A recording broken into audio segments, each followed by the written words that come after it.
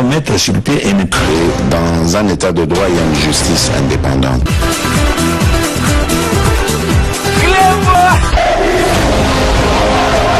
Ce n'est pas pour rien qu'il faut des conseils. C'est vrai, tu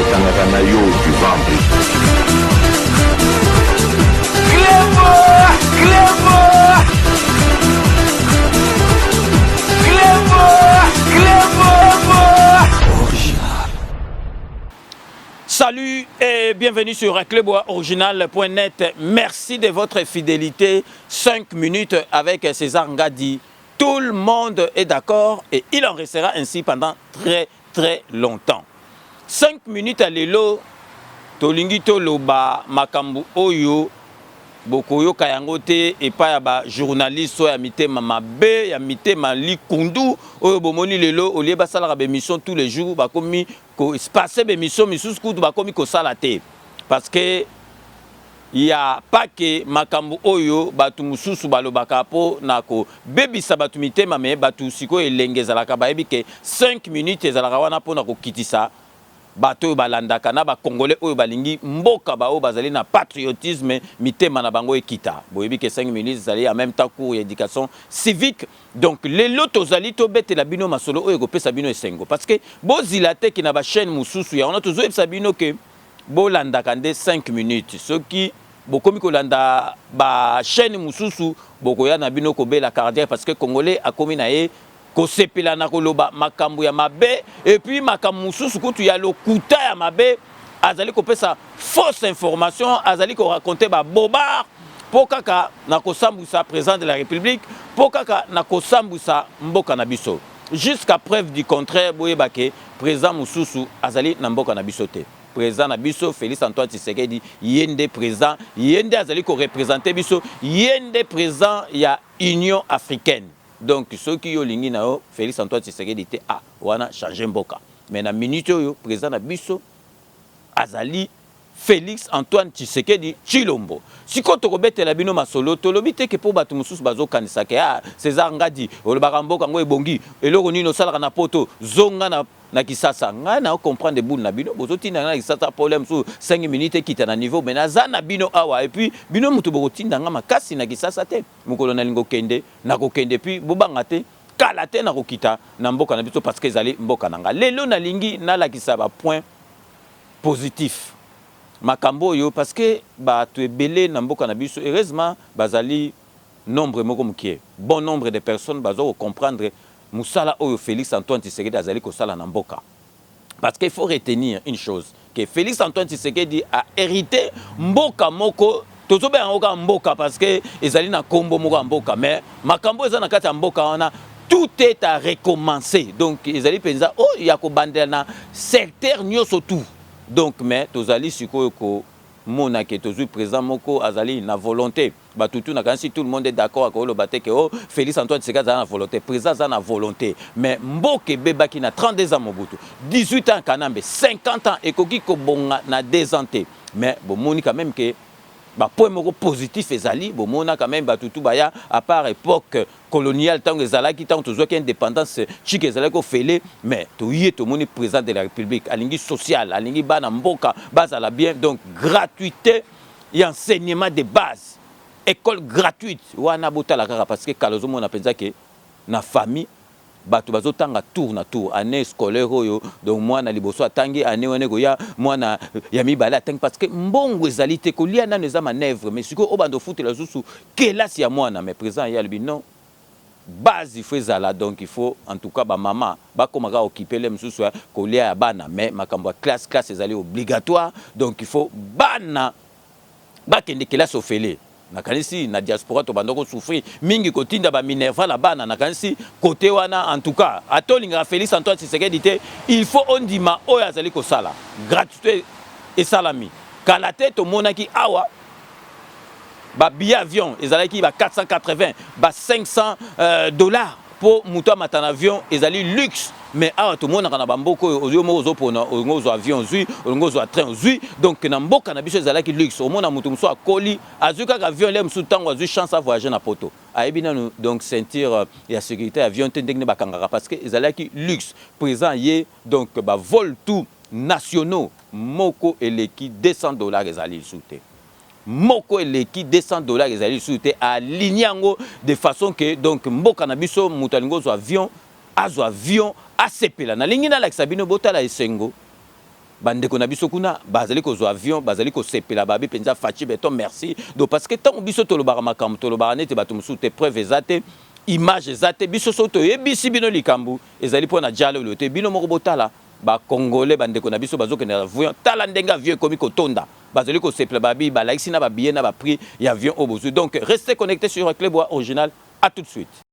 Le président de tous les présidents, $235, nous sommes là à l'aéroport avec FlyCAA, c'est ça, les talibans, déjà à l'aéroport, vu $235, merci beaucoup au gouvernement de Wario, le gouvernement de Wario, Fachi Beton, Aigle, nous sommes là, Fachi tala pepe na we vélo wapi na zoe bisayo. $235 nanga yango yo. $235 c'est ça.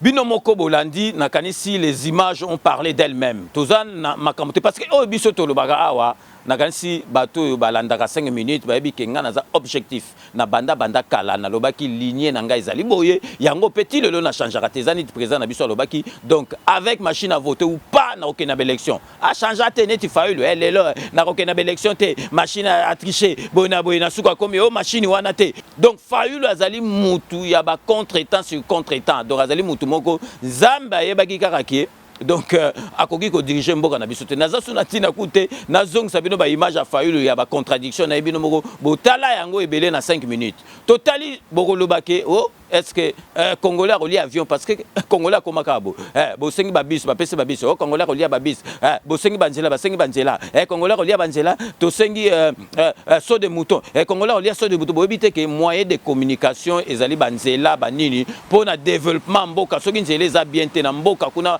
ba sali bilanga ba zubiloko ba ko achemina na capitale ndenge nini to boy avion kiti.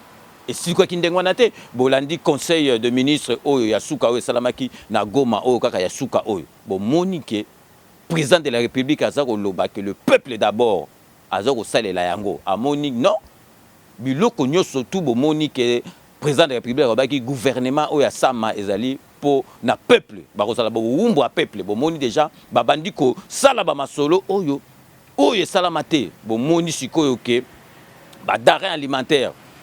Donc, produit de première nécessité. Produit oyo penza ki monique donc produit zani soso donc mbisi biloko batekaka oyo penza ki mutu il faut alia. Donc prix na yango ekiti bato bayeba kité bamsu balanda ba compte rendu na bango ba compte rendu ya conseil des ministres té na kanisi bato babandoro lela e biloko mati président de la République sur décision par le biais du gouvernement biloko nyoso tout ekiti. Donc biloko penza ke poulet donc mabundu biloko donc los biloko nyoso tout batekaka ndenge to yebisa ke biloko d'ici fin de l'année donc tant babiloko bazoko sala na babilanga na baloso mama sangu donc bonne année oyo boyeba ke congolais akolia malamu nazo pesa bino ba prix bino moko boyoka ba prix ya biloko ndenge kiti carton ya poulet oyo ya 10 kg wana ezalaki $28 boyoka carton na lobby carton ya poulet ya 10 kg ezalaki $28 à partir de décision à président de la République à partir de vendredi et Kiti na $10. Donc carton à poulet ezalaki $28 et Kiti na $10. Donc et le connu sous beaucoup donc plus que la moitié. Donc parce que ekomaki penza na wenze bozo monake donc bazo teke la mutu donc li papu bakata donc mususu akeka boye donc alambi sauce akamatika li papu moka tina kati po pesa ka solo kaka ya soso bomona neti donc ozolia ka soso ozolia ka soso n'esprit ozolia ka soso na solo kaka ya pamba botala niveau kanamba memaki biso donc siko carton ya poulet ya 10 kg et ezalaki $28 et commis na 10 $. Donc, ici, na Côte des Ports, il y a toujours à 10 kilos, et zalaki na 23 $ et kiti na 15 $. Et puis, carton, il y a Thomson.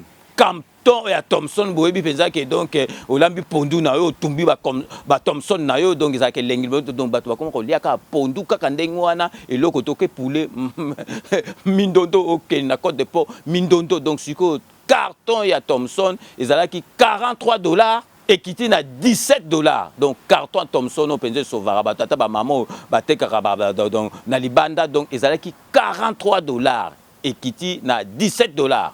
Donc wadezali donc décision salami na conseil des ministres il y a le 25 juin 2021. Donc bana ya mboka bo zala tranquille. Bozo mona sikoyo gouvernement ya sama kaka ebimika sikoyo ba décision ba komo parce que souci ya mboka le peuple d'abord ya ngone zo salama de soki Thomson et Kiti donc carton ya poulet Kiti carton ya donc ya makoso Kiti donc sikoyo muto akolia bien te ezali te ndenge ni ba loso zo salama sikoyo pa na biso ba loso salama pa na biso donc masango ko salama pa na biso donc tokoloba lisusu nini donc tondima makambo tondima bozela te bokanisa te ke ba journaliste mususu soki bazala wapi o balinga mboka te bakoki koloba makambo boyete parce que ekosala bango passe na motema bango balobaka makambo oyo ezangati na pe kutu bazali ko créer ba makambo oyo kutu ezali na nzela te.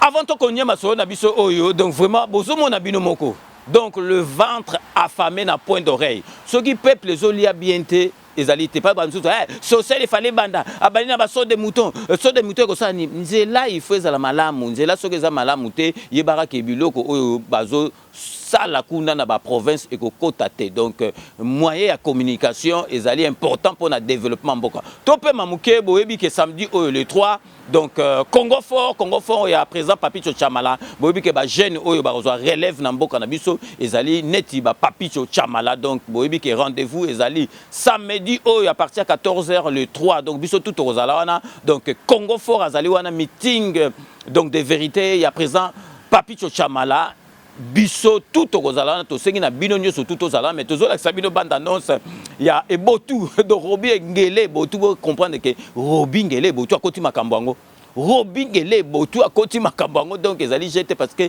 Robi Ngele azali patriote munene bino moko boyoka oyo Robi Ngele apesi bino message pour na samedi 3 na Zénith de Paris na meeting de vérité ya présent Papicho Chamala. Restez connectés sur Clébois Original, à tout de suite. Ouais, Papicho Chamala, Congo fort. Le 3 juillet, biso tout simanayo. Tolobela Congo, Papicho. Tolobela de Congo. Donc, il y a tout, on a Zulu, on a Nujak, on a Betaraba Masasi, on a Bambara Dojo. Donc, biso tout le 3 juillet, Congo fort. Esplanade des Zénith. Biso tout kuna. Message repassé pour Namboka na biso. To soutenir Mboka, to ke liboso. Pour calamité mondiale benga biso na Mboko. Bocha mutu to cha pour na Congo. Congo fort. Talara président Fati Morazo Sala Papicho Chamala biso tout simana yo do ba master tout ngana za yanke ngana za pomba ngana ko sa be botu bilo tout sima Papicho Chamala to ya Robingele a passé message mo pa kozala wana ona na kanda Robingele longola kanda na master to ta na Congo liboso o Robingele na lingaka ete po sa na Kabila to ki pe makamwana te Kabila longwa na mito za Fati mta gérer ma solo to landa biso tout na sima Fati to bongisa Congo na biso wana kanda na ngako ki pe kanda na ngate master yaka pona Congo to bongisa Congo to sa bomoko to ba mboka bela Afrique zo évoluer master biso to aka na sima ba kolta ba or ango to mona ngo clarté to ya kuna to lobela mboka la biso facha bongisa biso mboka ba master olanda makambo distraction te ya ngana sima Congo fort sima ya Congo fort le 3 juillet na esplanade à Zénith biso tout kuna liboso to lobela Congo facha celle la biso Congo la biso bonga to kitara ba faka to kitara to tonga po na mboka la biso to ka kuta to vanda to s'installer na mboka master tout oza yanke oza pomba oza nujak oza zulu oza wesh biso tout na sima Congo fort to kutana kuna le 3 juillet na 14h biso tout ozala wana master to tika distraction to bongisa Congo na biso to bongisa nde Congo ya to bongisa nde Congo to tika distraction biso tout oza kuna merci Papicho Chamala na pointe Fati Beton toujours Fati Beton. Rendez-vous boyoki binomoko Robingele petit nanga Robingele botu apesi biso rendez-vous le 3 Robingele Rozalawana batutu ba Rozalawana donc tokozalawana équipe mobimba ya Clébois tokozalawana donc rendez-vous ezali le 3 Juillet Oyo, à partir de 14h, donc meeting de vérité, il y a Papi Chochamala, Tozalana Bisonyo Stub, donc Bobilomo, Bomonike, Robi Ngele, à Koti Masolango, Ezali Makambo Yako Sakanate, Suko Yonalingi, Nazongi Selabino, Makambo Oyo Nawuti, Ko Lobelabino, to développé en gros, Boyoki, Bapri Topesi. D'arrêt alimentaire, produit de Oyo Penza qui est la première nécessité Oyo que peuple Lingaka, donc Thomson, donc Makoso, donc poulet. Pesi prix na conseil des ministres oyo eyutaki koleka boyoka lisiko bandoki ya Congo société o égale boyebi ke égale wana eza ya ba libanais mais boyebi mukonzi nango ezali Olive Lembe na Yuma oyo grand fako ya Yuma oyo azali mukonzi président ya FEC donc fédération des entreprises oyo ya Congo donc bango sikoyo bamoni ke ba prix wana balobi ke bango bako appliquer ba prix wana te parce que ekokwesa bango donc tala bandoki ya Congo donc gouvernement est aligné ba prix ekitisi ba prix bango sikoyo balobi ke bakolanda ba prix wana te botala sikoyo est-ce que ba société wana égal wana boyebi ke ezali ya Olive Lembe donc ataka sous couvert batu wana oyo ba bomaka batu oyo donc ba libanais oyo donc basalaka donc bango bazaka couverti bazaka étiquette donc société égale boyebi ke ezali ya Olive Lembe afutaka ba taxe te afutaka douane te donc bomona souci ya gouvernement oyo sama donc ministre économie azui avion accueilli Brésil accueilli donc Belgique, accueilli Portugal, accueilli Kotala, prix oyo d'achat, prix oyo à vente, place bilo kono yoka akamwe. Donc bazwa kango kuna soki imaginez neti na $10. Donc ba yena ngona kisasa bazote kango na plus de $100. Bozomona quel bénéfice yemoka ketango ye batinda ki mission na gouvernement biyo na kende kotala nanu po to bandeng to kotia prix akete a Betacri. Donc si ko bango basomba bango kuna na ba prix moka muke bafutaka taxe te bafutaka douane te baye awa donc bango ils n'ont rien à faire, ils n'ont rien à foutre tout le bango ka ndengo na parce que ezali gros mot mais ils n'ont rien à foutre na peuple congolais bon wa siko soki allez au Koufi allez aye wana memi ba carton makoso memi ba carton ya ba poulet bon là ba donc ezali mbongo na biso moko donc gouvernement a eu décision à partir du 26 au lobby que ezali biloko ba prix ekiti à moitié prix donc bango sikoyo ba lobby que ba respecter on te sinote ba kokoya donc il faut ba koya donc gouvernement soka pesi mitune des amitune soki bango ba meki ko sa ndenge wana ba ko futa ba taxe ba ko kanga ba société na bango parce que muto akoki ko désobéir na ba décision te oyo ya gouvernement salmi parce que ba calculer wana ne se za calculer parce que mission zalaki batindi ministre économie ake atali na bamboka tu wana oyo bateka ba biloko wana en gros atali abi mais non mais donc ba prix na bando tchango ka ba prix kaka donc po bomona ke bato bazotala ka Olive Lembe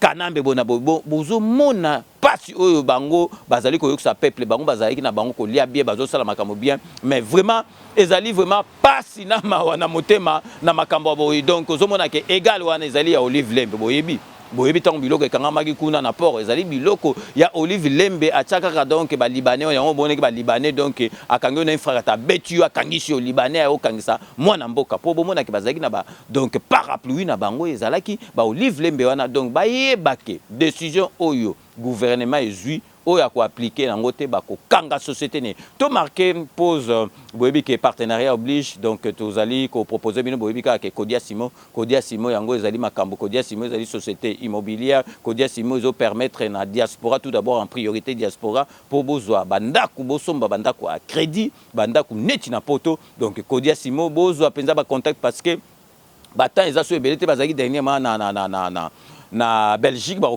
Hollande, aux États-Unis, parce que nous priorité na diaspora après bakokende kisasa donc boyebi sous balise sanitaire flat oyo ya limité balise sanitaire flat oyo vraiment toujours recommandé bino donc référence ezali clinique Bondeko balise sanitaire solingola la kitoko esika mso ezalité balise sanitaire donc Sepela TV bisengo ya bana mboka donc muto ko comprendre goût ya mwana mboka ezaka mwana mboka Sepela TV ezali donc décodeur oyo ya muki o tina poche o tamboli partout elengi nango ke o ko tambola nango partout esika internet ezali oti otali donc décodeur, il y a Banamboka et puis Toko Lobela Sousou, Romain Lunga, les grands traiteurs, Bobi Kesoko Sali Feti Masole, Zongi Suko, Romain Lunga, Bato, toi, Feti, c'est pelé parce que, donc, vraiment, Masole Zongi, donc, ceux qui fêtent Ezali, donc, vraiment, Masangeza bien te collier, bien zete, donc, Ezali voué à l'échec. Donc, Toti Kibino, Bolanda, donc, 5 minutes avec César Ngadi, on revient tout de suite.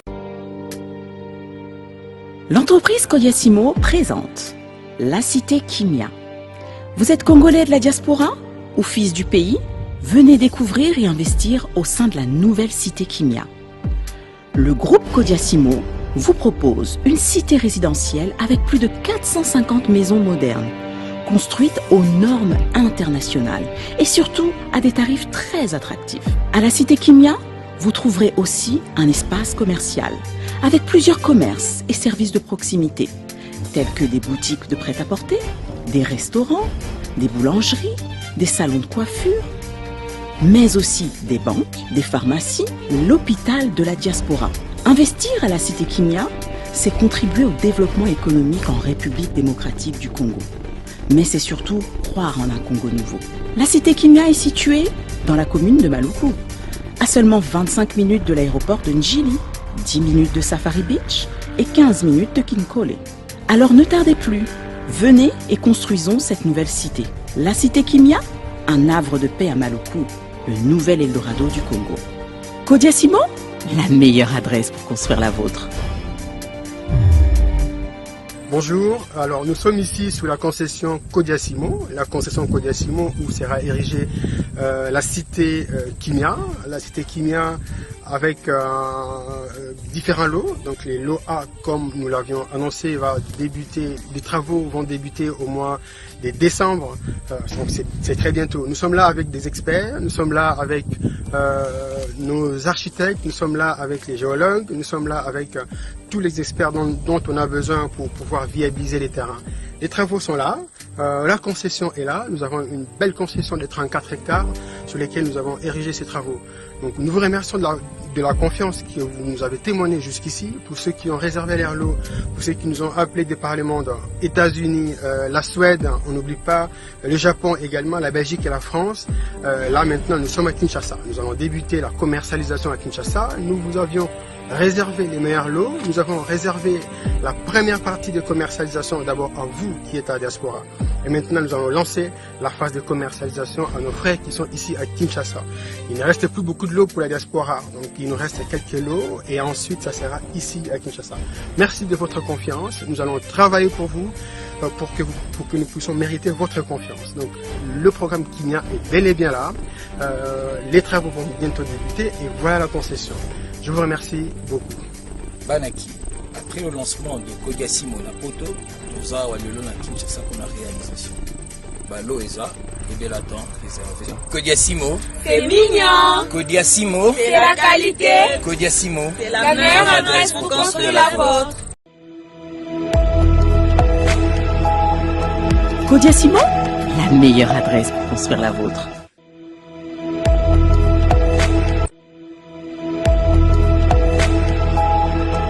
Kodiasimo, la meilleure adresse pour construire la vôtre.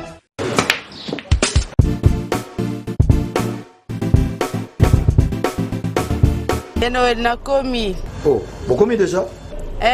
Nakomi déjà. Vous en avez vos frères? Ah ouais, c'est bon. Ah, n'a pas soyé. Boyana Bali Center, 7e rue. Ah bon? Monsieur. Bon frère, ce comme on a limité, autour de l'avenue. Avenue Tropique. Voilà, avenue Tropique. Tout ça, on a tous bêta billard quoi. Limité 7e rue résidentielle. Hein? Ok. Ok, bof. Tout le monde a bof.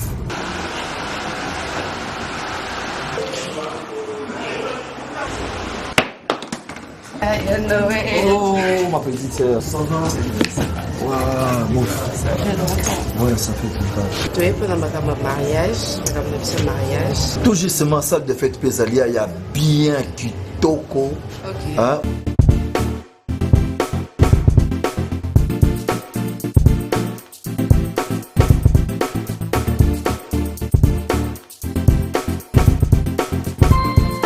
Balis Center, un cadre magnifique pour vos diverses manifestations et vos rendez-vous d'affaires. un restaurant avec menu diversifié à votre convenance. Cuisine africaine, cuisine européenne, cuisine américaine et continentale. Un salle de banquet de luxe avec plus de 400 places assises pour un mariage de rêve. Collation, anniversaire, conférences, réunions de services et diverses manifestations. Balise Center. Nous disposons de studios médium standard et des luxe à votre portée. 2 appartements de 1 et 2 chambres avec salon, cuisine et salle de bain. Et des 3 chambres, salle à manger plus 2 salles de bain. Balise Center avec terrasse intérieure et extérieure, VIP, rien que pour vous. Nous sommes sur 7e rue, place commerciale, sur l'avenue des Tropiques, numéro 83, référence clinique Bondéco dans la commune de Limete. Pour plus de contacts et réservations, plus 243 81 799 82 47 82 34 121 62. Vous pouvez aussi nous visiter sur www.baliscenter.com. Flat Hotel Balise Center, l'excellence dans la simplicité.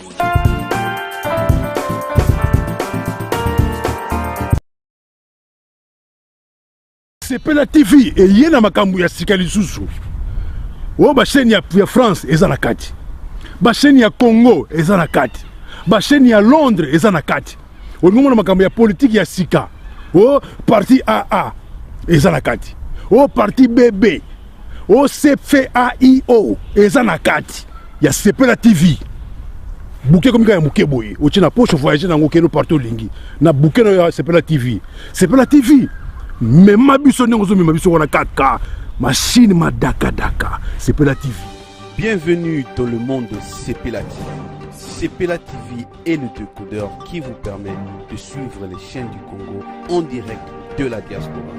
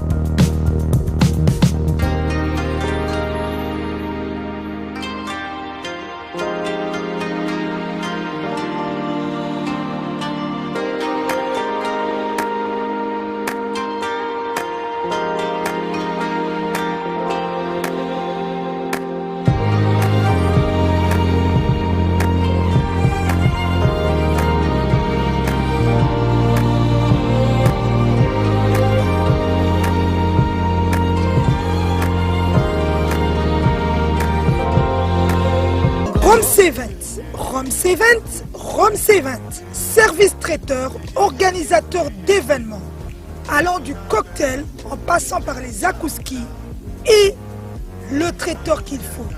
Vous avez toutes les spécialités, africaines, européennes, asiatiques, du monde entier. Quel goût, quelle perfection, quelle propreté. La dégustation est au rendez-vous grâce à Rome C20. Vous savez les contacter au 0032 465 22 11 72. Rome C20, le meilleur dans son domaine.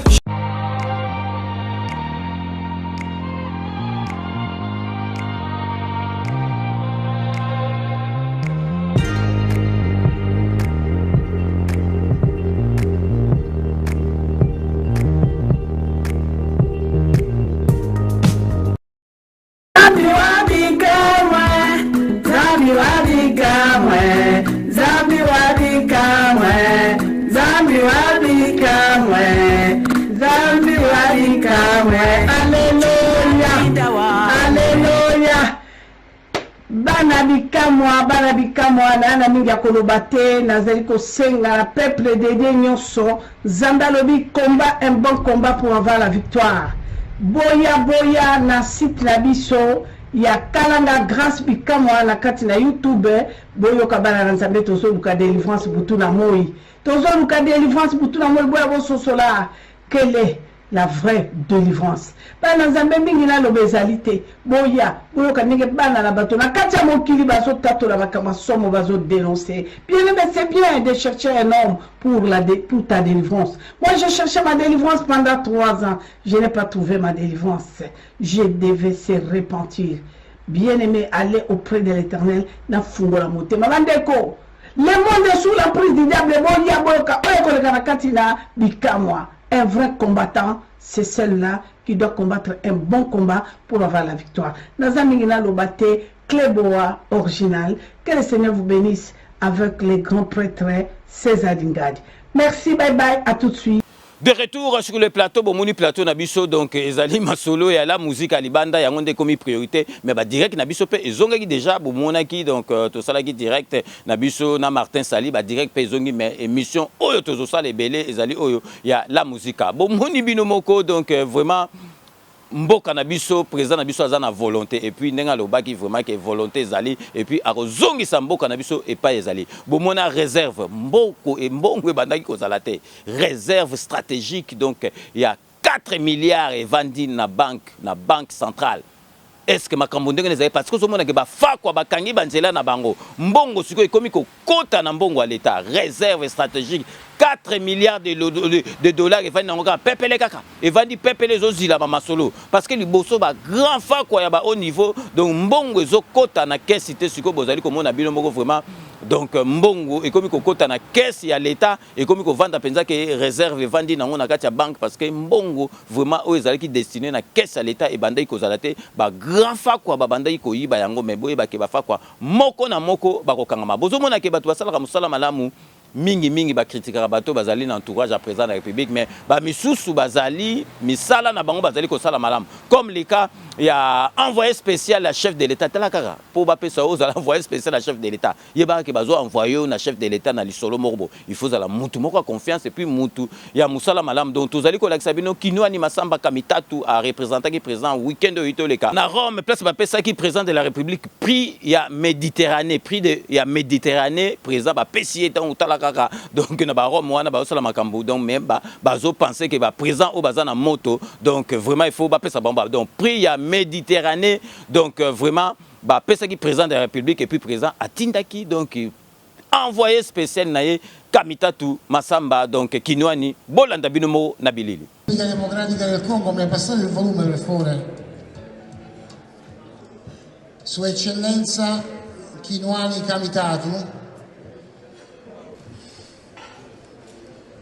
Excellence, Monsieur l'envoyé spécial de Son Excellence, Monsieur le Premier ministre de la République de Malte, Excellence, Messieurs les ambassadeurs, distingué Monsieur le directeur général de l'institution, les correspondants diplomatiques, chers membres du comité directeur, chers chevaliers, distingués invités à vos titres et qualités respectifs.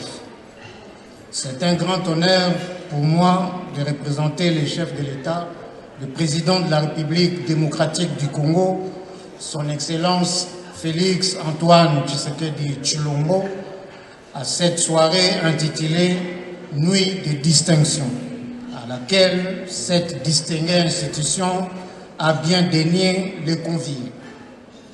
C'est donc à ma qualité de l'envoyé spécial du président de la République démocratique du Congo que j'ai l'honneur et le privilège de recevoir dans le cadre de International Mediterranean Award 2021 25th edition, le prix international de la Méditerranée 2021. Prix de la paix et de la prospérité en République démocratique du Congo, décerné à son Excellence Félix Antoine Tshisekedi Tshilombo. Cette prestigieuse reconnaissance envers le président de la République démocratique du Congo, que je représente en cette soirée, lui est exprimée comme lui est communiqué dans la lettre qui lui a été adressée pour l'important travail qu'il a accompli à travers les actions de son gouvernement, les mesures significatives que son administration a prises pour faire progresser le respect des droits de l'homme en République démocratique du Congo, ainsi que pour les changements systématiques effectués sous la gouvernance pour mettre fin au cycle relatif aux exactions et à l'impunité généralisée qui ont sévi dans les pays tout au long des régimes précédents.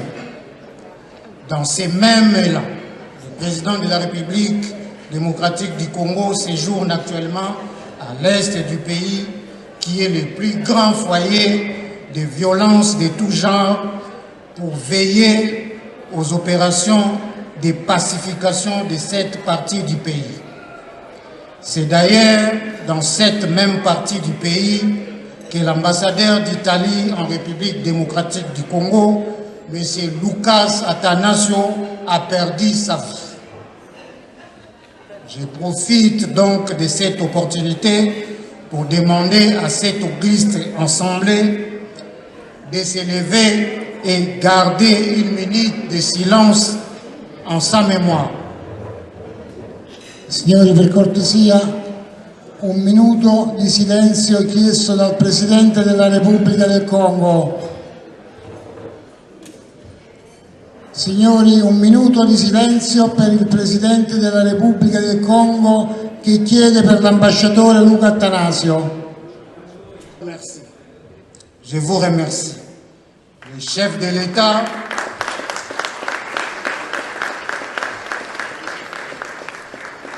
le chef de l'État, son Excellence Félix Antoine Tshisekedi Tshilombo, a aussi tenu à remercier cette illustre institution pour l'intérêt particulier que vous avez manifesté. Bino Moko Boito Landa, envoyé spécial à chef de l'État. Donc, au cause de l'envoyé spécial à chef de l'État, ce que vous avez la confiance à chef de l'État.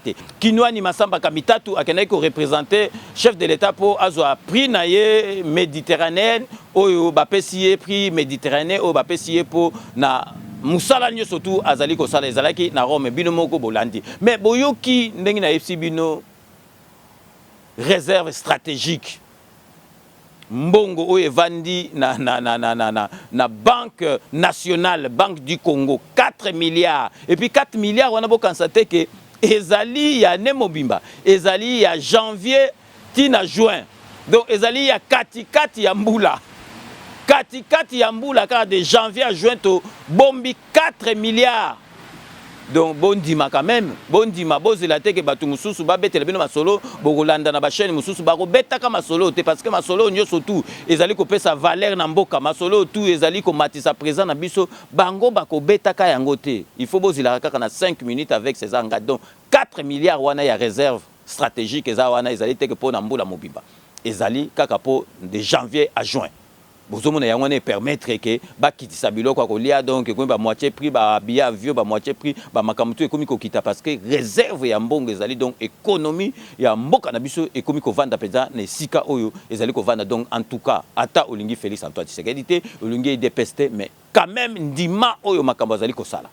Donc peuple congolais tozali lisusu neti congolais kalate to witi musika botala kaka ke président na biso alobaki gouvernement oya sama donc président de la République alobaki eye pona ko bunda na nzala ya peuple congolais bomoni yango bino moko et salami déjà ne bande déjà salami bomoni ndenge ba prix ekiti mais ba ndoki oya congolais boyebi égal wana ezali société ya mama olive o batu musu babara olive mutu malamu ndoki donc mobali naza ndoki ye pas ndoki bomoni ke ba boyi ko s'aligner balobi ke bango ba ko tia ba prix wana te sinote donc ba société na bango ekoya donc biso toza kutu kunate donc soki ba meki ko s'aligner te po bomona ka motema mabe oyo ezali na bango donc donc balingi peuple ekufa na ngonzala parce que ministre économie akei abimaki na poto akei na Portugal akei na Belgique akei partout atali ba prix ndenge ezali atali ke ba prix o bango batia ezali même pas na sens donc bando tchango ka po batia na bango mais vraiment to sengi na peuple congolais toza la calme to pesa confiance na président na biso ayebi o azali ko sala président na biso azali à part qui présent azali mutu moko ceux qui bato bayebi ba ko contredire ngata azali na motema malamu azali na misu ya bana poto makambo susu omoni ke mutu azalani kaka na Afrique amona kaka boye amoni yango kaka rien mais ye azali déjà mutu malamu misu ya bana poto ntango ye alobi likambo nayebisaki bino ke oyo ye akoloba ekosalema bomoni bino moko alobaki ke vraiment gouvernement oh même pas donc même pas un an bomoni bino moko déjà suite oyo epesi donc bapui ekiti donc carton à poulet carton ya Thomson donc carton ya makoso donc biloko et puis siko boye sac à l'os ezo sala ma place na biso moko donc sac à masango ezo sala ma place na biso moko mais bati ba prix siko ndoki ya Congo oyo boye penza ke ndoki ya Congo pe balagisi ke baza ndoki ya Congo balingi ba prix wana te balingi ba prix wana te so balingi ba prix wana te bakende ko teka biloko na bango et sika ba ndoteka mais bako teka yango na Congo te donc tokomi na suka ya émission na biso ndeka na ebisa rabino ke je vous laisse le soin d'en tirer vos conclusions et de me faire parvenir vos commentaires comme vous en avez l'habitude. Donc so tokomi na suka boyebi base vraiment tokotika yango te donc mais avant to banda lelo tozali penza ko souhaiter bon et joyeux anniversaire na José Kano ki kakamene oboyo kaka José Kano ki kakamene ya Londres ye penza botama même jour que tozwa ki indépendance le 30 juin 1960. José Kano botama na date wana donc eza date vraiment significative donc a botama jour wana donc José Kano ki kakamene masana ngai donc merci na nyoso to sala rapport na 5 minutes avec César Ngadi donc Cléboa donc ya lolo se joint à moi donc Willy Kunda et Dino Image to pesio penza donc bon et joyeux anniversaire Wumela masana ngai José Kano ki kakamene en direct de Londres. Si on a un côté à la Scandinavie, on a un petit statut Jamba, petit frère propre, donc Jean-Paul Jamba, il y a un staff il y a 5 minutes, on a mais Kalate na royan dengue bako vidéo et si donc statut Jamba, merci na surtout au sala rapport na 5 minutes avec César Ngadi donc na tikali siko a on a na kati Paris pour na repesa mbote na dokotolo na biso Jean-Paul Jamba, dokotolo na biso Jean-Paul Jamba on a zo senga penza bino nyos tubo landa émission parlons santé à l'obela makambo ya santé. Parce que santé ce que ça bien au Gogi ko sala eloko mokote donc merci na nyoso tout au sala rapport na 5 minutes avec César Ngadi Jean-Paul Jamba na mosi na ye mama na biso Irène tokei siko na kati ya Canada pour na repesa mama na biso Mira na Canada merci à trop na nyoso tout au sala rapport na 5 minutes avec César Ngadi tokotika la toujours na Canada na Montréal pour na repesa donc Fina Mokonji merci na nyoso tout au sala rapport na 5 minutes avec César Ngadi totiki Canada pour na kokende na Hollande pour na repesa mbote na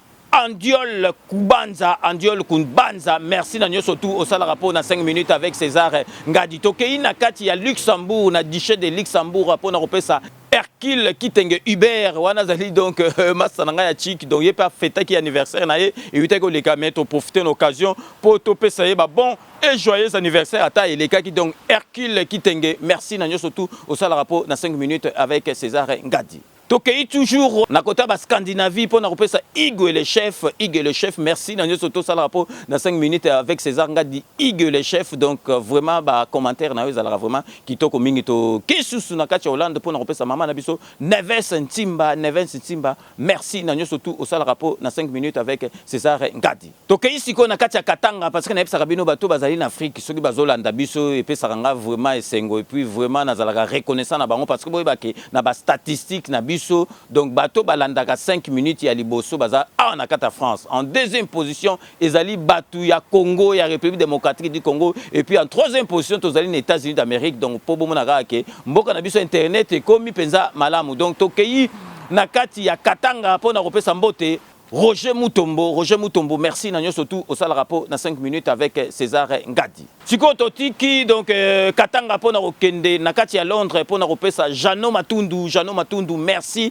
na nyoso tout au sala rapport na 5 minutes avec César Ngadi. Totikal toujours na kati ya Londres pona kopesa l'honorable Jean Moutala, merci na nyoso tout au sala rapport na 5 minutes avec César Ngadi. Toujours na kati ya Londres to kopesa mbote na maître Wera Mukuna, maître Rajamoule, donc merci Nanyo Sotou au sala rapport na 5 minutes avec César Ngadi Toko sous cette émission jamais poto kende nakati Espagne toko tikaka jamais Espagne pour na repesa Beloti Mavungu vrai chéri Beloti Mavungu nakati Espagne donc avec cette dédicace et remerciements de Belloti Mavungu en direct d'Espagne que nous mettons fin à cette émission. Ces 5 minutes a été réalisé par Yalolo Chouami, assisté de Willy Kunda. Donc, restez connectés sur Cléboa Original. Vous n'avez pas tort. Nous allons nous retrouver avec grand plaisir dans 24 heures pour un nouveau numéro. D'ici là, portez-vous bien et à très bientôt. N'oubliez pas, tout le monde est d'accord et il en restera ainsi pendant très très longtemps. Bobo Sanate, Kanambe, Arozwa, Masolo, Nambuchu, Penadikos.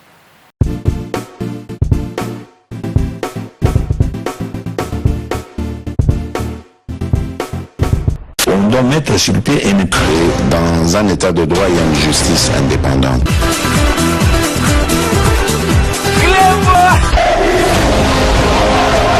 Ce n'est pas pour rien qu'il faut des causes. Oui, bon, le Kamako, au salaire, au yuo, aux amants, c'est vrai, au Tanakana, yo, du ventre.